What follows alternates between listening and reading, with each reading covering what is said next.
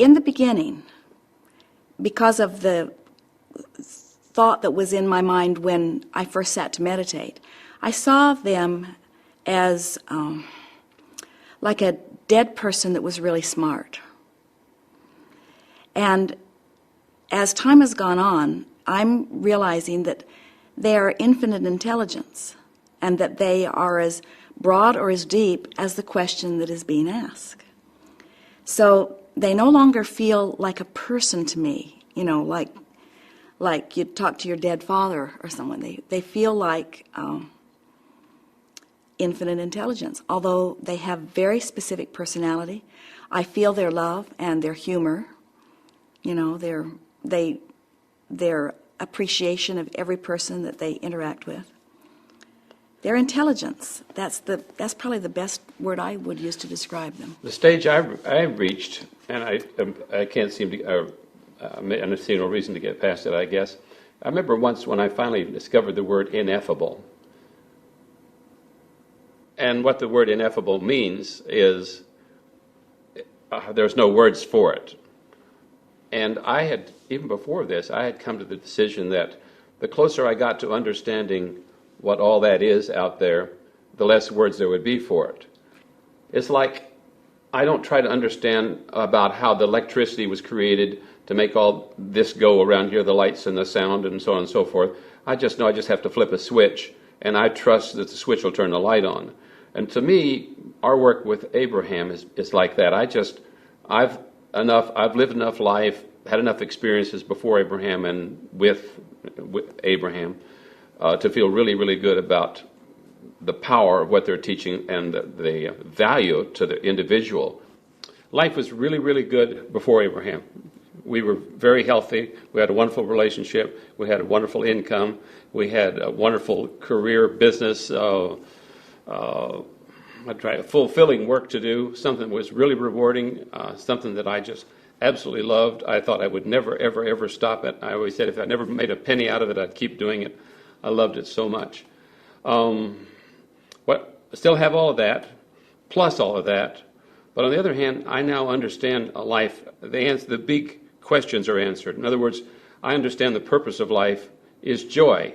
Whereas before, I thought joy was kind of like, maybe we shouldn't get too joyous. Maybe we should suffer a little more. Maybe there should be more pain involved. Maybe there's something wrong with me wanting everyone around me to be happy. Maybe there's something wrong with me wanting everyone to enjoy their lives. Maybe that's not the plan.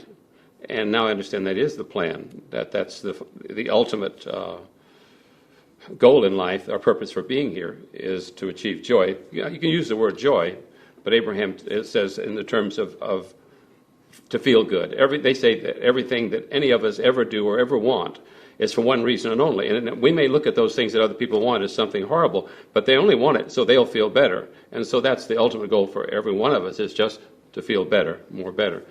I understand that now. I never understood that.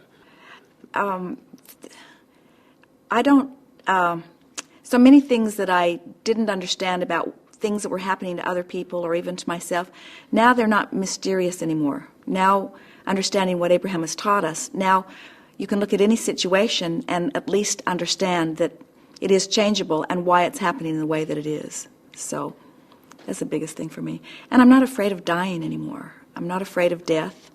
I'm not afraid that I've done something inappropriate that's going to cause me to be punished. I'm not worried that I wasn't part of the right organization and I didn't learn the right rules, or didn't follow the rules that I learned. So I feel free. I've learned also how to back out of any situation psychologically or mentally or however you want to put it fast, so nothing gets up ahead of steam that causes any problems in my life.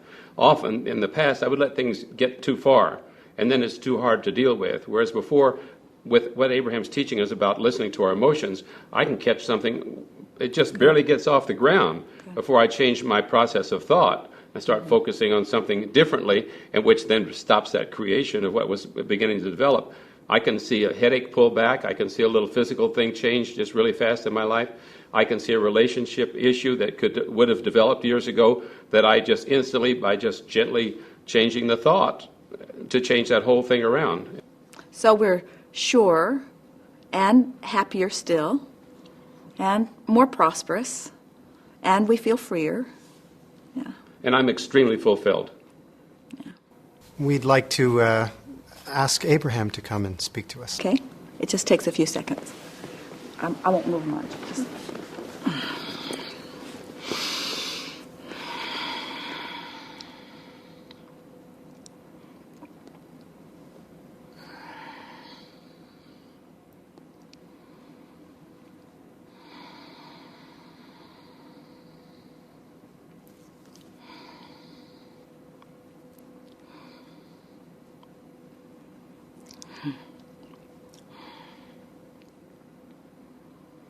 It is nice to have an opportunity to visit. Mm-hmm.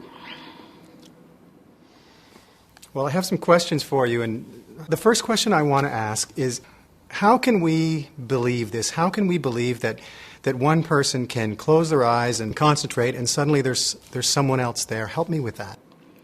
Well, we would rather that you believed something even more than that, and that is that not just one person can do that, but all persons can and do. You are all extensions of source energy. And so you could never separate yourself from the stream of consciousness that is really you. It is just that many of you have formed such barricades or separation. You see yourself so separately. And when you release those barriers and allow who you really are to begin flowing, that's when your life really becomes fun. You cannot separate yourself from that which you really are. Esther cannot separate herself from that which is Abraham. Who and what is Abraham? Well, words are tricky because from your physical format, you are accustomed to seeing things from your physical point of view. But we are non-physical consciousness. We are source energy. We are vibration. We are thought. We are not so different from you. You are an extension of that which we are. Everything that is physical is an extension of that which is source, you see. And so we are just a purer form of the energy that is actually you, meaning we do not have thoughts of resistance that keep us from being that which is a vibrational match to source, while in your physical form, sometimes you do. Have you ever been human? Well, the question has a misunderstanding at its basis that we want to clarify first, and that is to say that everything that is physical is an extension of that which is non-physical. Physical friends often look at life from their physical format and they think, well, it's either dead or alive, so it's either physical or non-physical, when in reality it is always non-physical, and sometimes that non-physical focus is focused into the physical.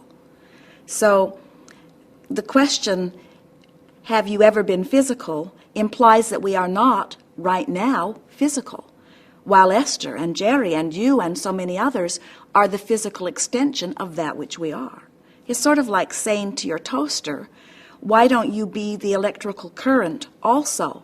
And the toaster says, I'm the toaster, the electrical current will be the electrical current. And we're wanting you to understand that source energy will always be source energy. But source energy expresses itself in physical form all around you. Why the name Abraham? The process that Esther uses to interpret for us is a process where she receives blocks of thought, sort of like downloading to a computer, if you will, like radio signals.